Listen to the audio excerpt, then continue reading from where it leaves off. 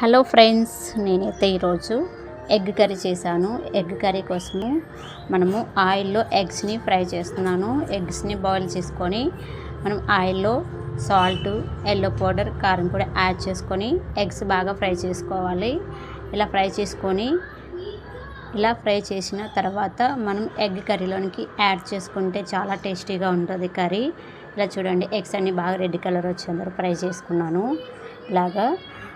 ఇలా ఫ్రై చేసుకున్న ఎగ్స్ని మనము ఎగ్ కర్రీలో యాడ్ చేసుకుంటే చాలా టేస్టీగా ఉంటుంది. ఇలా ఫ్రై చేసుకోకుండా ఎగ్స్ని యాడ్ చేస్తే అంత టేస్ట్ కూర అనిపించదు.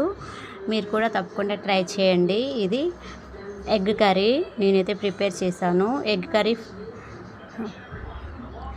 కర్రీ ఫుల్ వీడియో మన యూట్యూబ్ ఛానల్లో ఉంది. మీరు స్కిప్ చేయకుండా చూసేయండి.